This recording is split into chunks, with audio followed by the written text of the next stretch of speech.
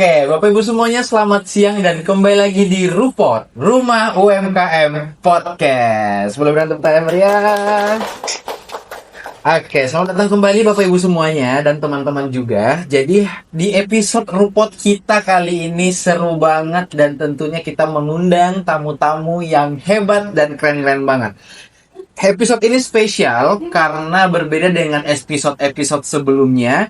Di sini kita menghadirkan tema UMKM Talk, di mana UMKM Talk ini berbicara tentang cerita sukses juara BRI Inkubator 2023.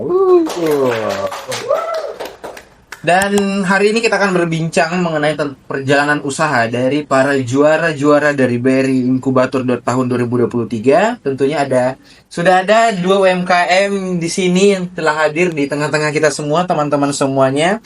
Dan saya ucapkan selamat datang Bapak Ibu semuanya sudah datang di Rupot. Ya, terima kasih juga sudah datang ke Rupot. Tentunya Bapak Ibu di sini akan sharing ke teman-teman semuanya, ke teman-teman rumah UMKM Podcast gitu ya. Dan mungkin kita langsung saja ya, kita langsung masuk saja. Oh ya, sebelumnya bagaimana kabarnya Bapak Ibu? Alhamdulillah sehat. Alhamdulillah sehat. Baik, bagaimana Bu perjalanan ke sini tadi? Lancar. Lancar. Oke. Panas ya. Makassar akhir-akhir ini panas ya Pak ya? Bambang Pak. Oke, mungkin saya ingin bertanya ke Pak. Mungkin boleh diperkenalkan dulu ya di awal ya, boleh diperkenalkan namanya, terus nama produknya, usahanya, sama mungkin cerita di balik usahanya mungkin sedikit ya. Mungkin dari Bapak dulu boleh. Perkenalkan, nama saya Asad Fadli, saya owner dari PT Ripuji Gaunya Indonesia. Perusahaan ini bergerak di bidang produksi merchandise dan juga latihan untuk pelatihan untuk produk kreatif. Jadi kami juga ada semacam workshopnya. Oke. Berarti Pak Asad ya. Pak Asad ini punya bisnis sebagai owner ya Pak ya, owner di bidang produk kreatif gitu ya. Oke, terima kasih banyak Pak Asad. Lanjut ke Ibu, mungkin bisa diperkenalkan dulu. Terima kasih banyak.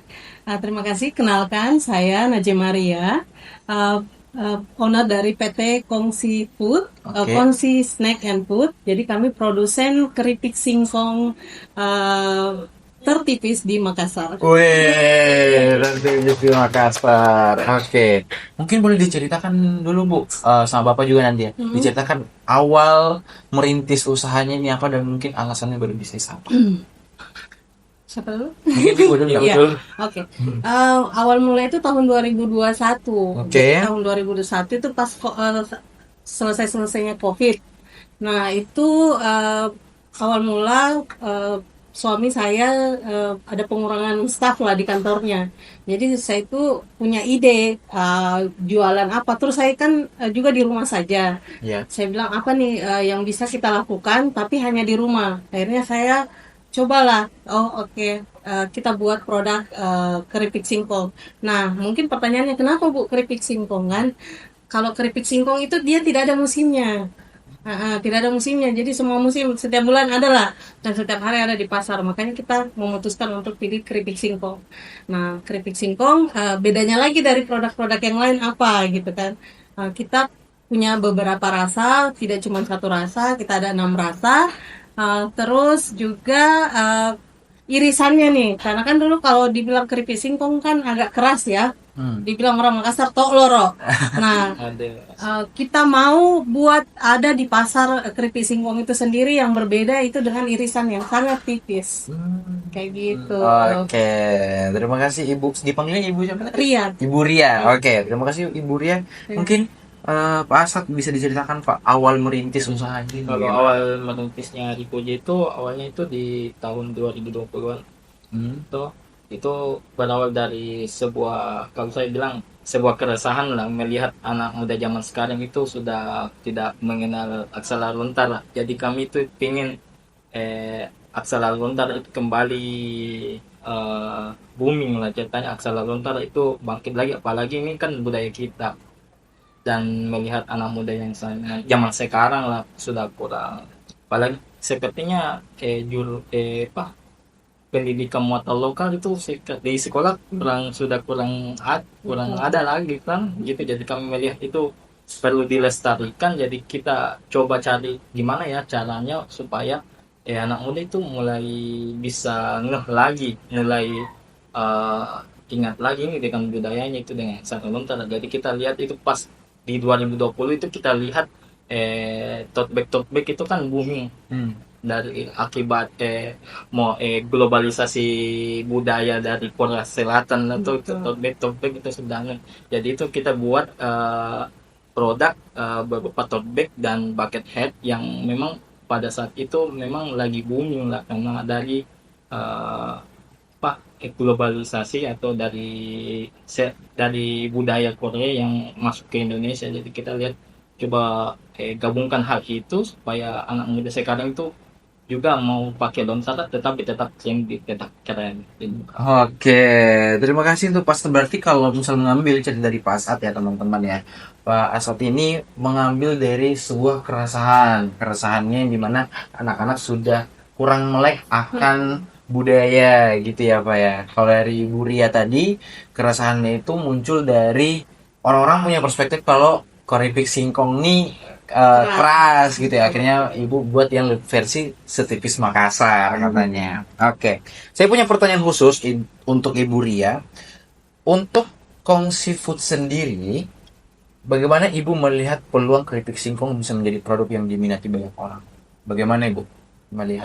Melihatnya ya, kalau untuk pasar kita tahu Indonesia itu apalagi Makassar ya, kota makan enak.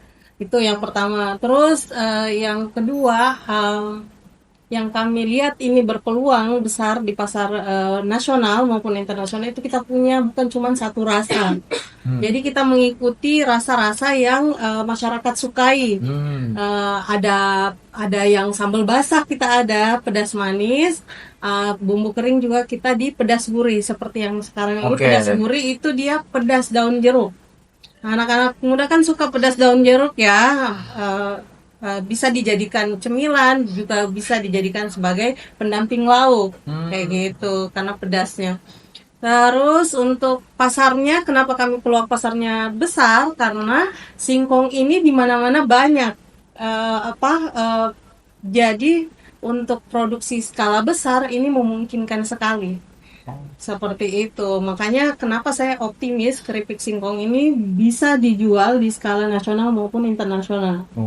Amin. Amin. Berarti memang kalau dari Bu itu melihat kalau singkong ini memang potensinya besar gitu ya Bu ya. Karena apalagi tadi sempat disebutkan kalau dia tidak mengikuti musim. Jadi di setiap bulannya ada gitu ya. Oke. Saya juga punya pertanyaan khusus untuk Pak Asad. Di Ripuji Lontara ini dia kan punya motif-motifnya gitu ya Pak ya. Punya motif-motifnya gitu ya. Bagaimana awalnya Bapak melihat kalau motif ini punya nilai jual yang bisa diterapkan di fashion ataupun souvenir Pak? Saya melihat produk budaya itu menurut saya itu tidak akan mati. Kenapa? Karena ini sejalan sama dengan program pemerintah Ekraf lah, itu dalam melestarikan budaya melalui programnya ekonomi kreatif. Jadi menurut saya apalagi ini sekarang program ini tuh sangat digaungkan dan didukung oleh pemerintah, seperti inilah contohnya Makassar Kreatif kan itu bagian dari program ekonomi kreatif untuk jadi wadahnya pengrajin-pengrajin di Makassar itu supaya pengrajin Makassar itu bisa juga muncul untuk men-showkan atau menampilkan produk-produk mereka. Jadi menurut saya produk ekonomi kreatif itu tidak ada matinya, apalagi memang khususnya di dunia saja itu kayak di Inggris itu cukup bagus anunya, apalagi menurutku di Indonesia itu juga bisa contoh Inggris untuk bisa jadi trendsetter lah minimal di Asia Tenggara gitu. Oke, berarti kalau dari jawabannya Pak Asad itu melihat Kalau memang kita tidak akan terlepas dari Tidak. budaya gitu ya Pak ya. Jadi Tidak akan memang- mati, namanya tidak. budaya akan pasti selalu akan dicoba untuk dilestarikan. Oke. Nah, di sini teman-teman semuanya ternyata dua narasumber hebat kita ini merupakan alumni dari BRI Inkubator tahun 2023. Nah, saya ingin bertanya nih, mungkin ke Ibu Ria dulu. Wah. Apa yang membuat Ibu Ria tertarik untuk BRI Inkubator tahun 2023? Jadi pada tahun 2023 itu karena kita pasarnya masih skala kecil, saya mau menggali lagi soft skills saya sebagai pengusaha pastinya. Dan alhamdulillah dapat info dari teman bahwa di Rumah BUMN BRI itu mengadakan program inkubator. Jadi kita itu di dalam digodok selama 10 hari dan selama 10 hari itu kita mendapatkan banyak informasi gitu. Bukan cuman ilmu dasar, tapi bagaimana mengembangkan dan supaya UMKM kita atau usaha kita bisa naik kelas. Dan alhamdulillah terbukti sampai sekarang hasil dari BRI Inkubator saya bisa memperbesar skala pasar gitu dan bisa menambah varian rasa, dan dari segi tampilan juga sangat berbeda dari sebelum mengikuti BRI Inkubator dan setelah mengikuti inkubator, kayak gitu sih. Oke, berarti memang sangat bermanfaat banget ya Sangat bermanfaat. event BRI Inkubator karena membuat bahkan dari mungkin mindset pengusahanya, bahkan dari produknya gitu ya Bu ya. Betul, itu yang menjadi Oke. fondasi kita. Oke, kalau dari Pak Sot bagaimana Pak? Apa yang membuat Bapak tertarik awalnya untuk ikut BRI Tertarik. Inkubator? Saya tertarik itu gabung karena saya ikut BRI Inkubator itu karena saya menilai itu apa yang saya miliki atau pemahaman saya tentang bisnis itu masih kurang. Jadi tentunya saya ingin belajar lagi untuk mengupgrade apa saja yang skill apa saja yang saya butuhkan untuk mengembangkan bisnis saya. Dan alhamdulillah setelah ikut pelatihan tersebut itu saya tercerahkan lah ya. Tiba tercerahkan. Kalau kita bilang bisa ini saman renaissance-nya lah saya gitu. Turun kejayaannya Ya, lah. sama renaissance-nya karena betul-betul mindset saya terbuka tentang ini masalah rantai pasok, manajemen bisnisnya itu betul-betul saya tercerahkan dengan adanya program BRI Inkubator ini. Dan di samping itu saya bisa dapat relasi lah dari teman-teman sesama teman, itu mungkin bisa dapat ide atau inspirasi dari teman-teman itu berbicara dengan expertnya mungkin itu sehingga bisa tercerahkan lagi lah untuk sehingga bisa dapat pengembangan produk dan pengembangan pasar. Oke, berarti memang awalnya tuh Bapak melihat kalau kita akan bertemu dengan banyak orang, kita akan bertemu dengan expert-expert yang bisa tentunya menambah nilai dari bisnis kita gitu ya. Kalau gitu momen paling berkesan apa Pak selama ikut di BRI Inkubator? Yang paling berkesan Pak? Kalau paling berkesan tentunya itu karena kita bisa cakap dengan expertnya itulah. Ya. Menurutku itu hal yang paling, kalau saya bilang itu mutiaranya lah. Kalau saya bilang mutiaranya. Jadi kita bisa bicara dengan expert itu pasti kita bisa dapat ide atau dapat solusi dari permasalahan bisnis kita. Kan kemudian bisa dapat teman relasi itu, jadi kita biasa kolaborasi yang tentunya seperti saat inilah saya karena sudah dapat teman kerjasama dari BRI Inkubator, kita kolaborasi, kita buat ini buat itu gitu. Berarti memang berkesan sekali apa ya BRI Inkubator, apalagi untuk Bapak dan bisnisnya gitu ya. Kalau Ibu apa yang paling berkesan Bu? Yang paling berkesan kalau saya sebagai usaha keripik, relasi sih. Relasi ya? Relasi. Pertama dari expert betul. Amat sangat berguna untuk mengembangkan bisnis saya. Nah, kalau untuk relasi itu saya dapat banyak reseller. Terus juga brandingan, karena kan kita ada puluhan pelaku usaha pada saat itu kan. Dan ketika kita datang dengan nama usahanya kita, artinya itu kita mulai membranding. Betul. Jadi kenapa ini penting? Karena di luar dari BRI Inkubator itu kayak seperti misal si A mau cari produk ini, orang yang tahu si produk yang B tahu nih keripik singkong itu kongsi. Jadi kita bisa jadi brand pada saat itu branding dan bisa direkomendasikan oleh teman-teman usaha yang lainnya, Oke. bukan cuma di BRI Inkubator itu gitu. Karena ketemu dengan banyak orang, terus apa tahu rezekinya di orang Rezekinya, di orang yang betul. mana gitu ya Bu ya. Betul. Oke. Sampai saat ini sampai sekarang ada yang masih lanjut jadi resellernya kita. Oh, alhamdulillah dari yang BRI Inkubator Dari 2023. Oh, masya Allah. Alhamdulillah. Oke, nah Ibu kan alhamdulillah kemarin mendapatkan juara gitu ya, Bu, Iya. ya. Perubahan yang paling terasa Bu setelah jadi juara tuh ke bisnisnya Ibu apa? Yang terasa, yang paling terasa? Kalau saya sih ada dua ya. Apa itu Bu? Ke saya dulu. Boleh. Mentalnya saya Oke. sebagai pelaku usaha Mm-mm. itu pastinya berbeda sekali. Mindsetnya saya dalam usaha setelah bertemu dengan ekspor yang disediakan oleh BRI Inkubator. Yang kedua itu cara saya memandang pengembangan bisnis. Oke. Bukan cuman produksi sebanyak-banyaknya, tapi bagaimana mencari pasar sebesar-besarnya. Kayak gitu. Itu sih dari saya. Berarti mentalnya dan juga cara sudut pandang Ibu akan suatu bisnis gitu ya Bu ya. Betul. Berarti tidak hanya fokus di produk tapi fokus di pasar juga ya Bu ya. Siap. Oke, kalau dari Pak Asad apa Pak? Perubahan yang paling terasa Pak setelah BRI Inkubator? Kalau yang paling terasa sih mungkin kalau dari diri saya ya, karena saya memang orangnya introvert gitu, jadi mungkin agak sedikit malu-malu bicara di depan umum. Tetapi setelah inkubator tuh adalah perubahan sehingga saya sudah mulai pede untuk bicara di depan umum, dan menurut saya itu memang untuk sebagai owner itu memang perlu skill untuk bicara di depan umum. Jadi menurut saya itu sangat berkesan bagi saya, dan itu ada pelatihannya di inkubator untuk public speaking. Jadi ketika itu saya belajar dan mencoba memberanikan diri untuk berani berbicara di depan umum, dan tentunya itu dan kemudian itu yang berkesan itu saya dapat teman relasi, bisa berkembang bersama. Karena airline sekarang itu bukan persaingan tapi kolaborasi.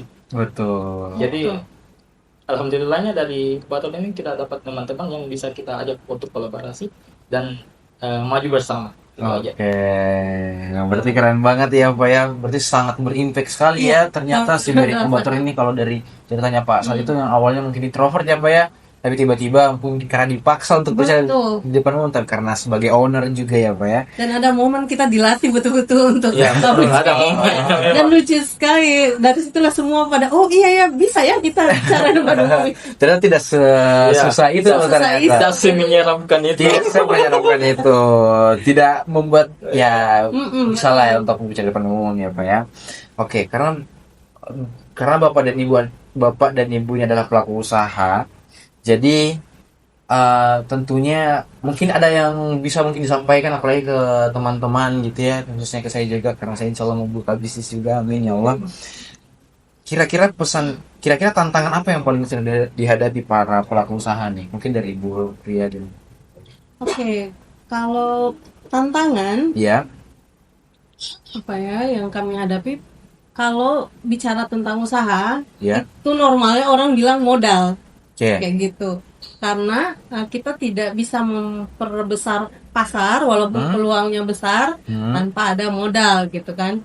Tapi sebenarnya modal itu mindset kita jangan tentang uang kayak gitu. Artinya yang saya rasakan selama ini modal itu bisa dari skillnya kita, dari relasinya kita ke rekan-rekan yang lain gitu. Dari tantangan itu sebenarnya bisa melahirkan solusi. Gitu sih buat saya. Terus juga yang tadi sempat kita bahas tantangan terkait public speaking. Karena kan kita mau memperkenalkan produk nih, branding gitu kan. Apalagi sekarang bisa online membuat konten. Dan itu sangat membantu gitu. Tantangan yang saya hadapi terus terang di BRI Inkubator itu dijelaskan lebih detail dan membantu saya untuk mencari solusi sendiri dari tantangan usaha yang saya jalankan sekarang. Oke, berarti tantangannya itu mungkin karena awal-awal orang yang membuka usaha tuh karena uang ya Bu ya. Iya. Jadi aksesnya cuma di uang gitu. Padahal usaha tuh luas gitu ya Bu ya. Luas. Oke. Gitu sih. Kalau Bapak apa Pak tantangannya Pak? Kalau Pas merintis saya bisnis Pak. merintis, tantangannya itu sebagai pengusaha itu konsistensi dan inovasi. Kan kita dituntut untuk konsisten terhadap apa yang kita bangun. Itulah pentingnya itu membuat visi dan misi dalam usaha sehingga kita tahu targetnya kita, goalsnya kita, baik dari setahun, 2 tahun, 5 tahun kemudian itu kita tahu kita goalsnya itu sama ini. Jadi kita fokus dengan apa yang kita ingin capai. Kemudian evaluasi ketika hal itu kurang berjalan dengan baik. Dan inovasi namanya dalam bisnis pasti kita dituntut buat inovasi. Jadi itu kuncinya juga kita selalu melakukan R&D atau research and development dalam produk kami. Oke. Ya. Tantangannya ternyata di R&D-nya juga ya Pak ya, dan inovasinya juga ya. Nah, mungkin kalau dari Pak Asad nih Pak, harapannya untuk usahanya ke depannya bagaimana? Harapannya itu sesuai visinya kami itu Uji Indonesia itu bagaimana bisa menjadi perusahaan merchandise yang terbesar di Indonesia, kemudian bisa kembali memperkenalkan Lontara baik di nasional maupun di internasional.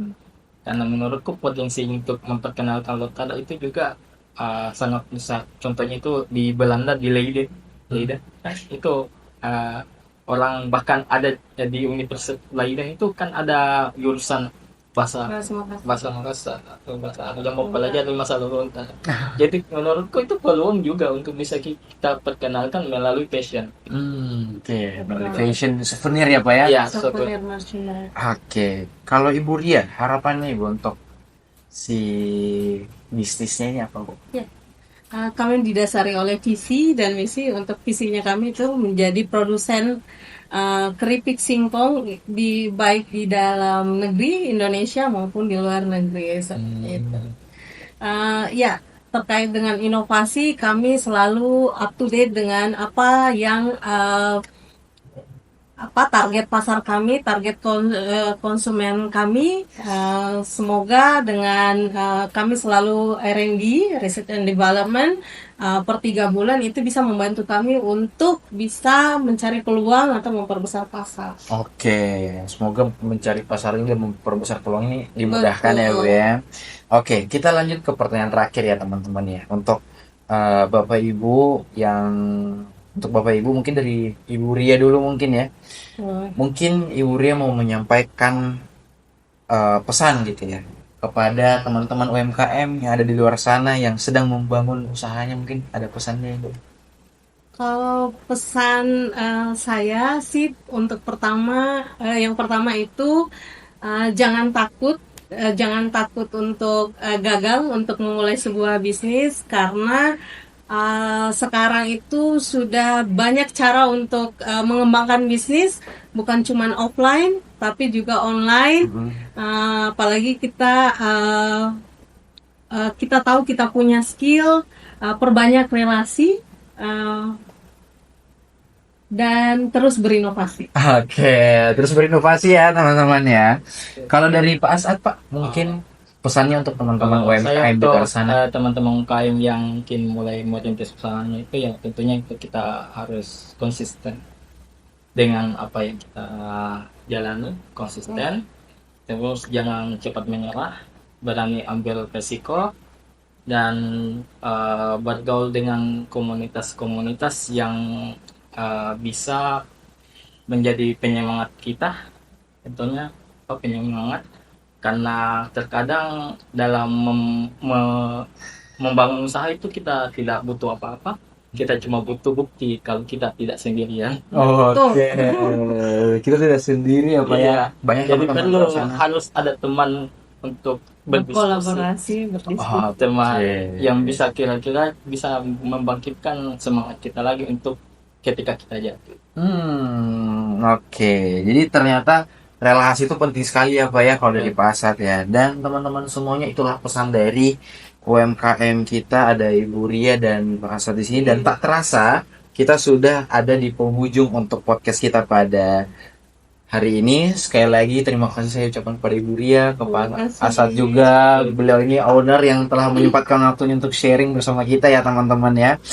Dan teman-teman semuanya, dari obrolan ini kita belajar bahwa kesuksesan UMKM lahir dari semangatnya, konsistensinya, dan inovasinya. Dan itu ya pesan yang boleh kita ambil dan boleh kita terapkan juga untuk para teman-teman UMKM. Dari sini juga teman-teman UMKM, jangan lupa untuk follow Instagram kami di Rumah BUMN Makassar, Internship RB Makassar, TikTok kita juga, dan YouTube kita juga di Rumah BUMN Makassar, untuk tahu kegiatan-kegiatan kita, apa saja aktivitas-aktivitas dari Rumah BUMN Makassar. Dan saya Alfian Erlanggasi selaku host pada hari ini, terima kasih saya ucapkan untuk teman-teman UMKM. Sampai jumpa di Rupot selanjutnya. Bye bye.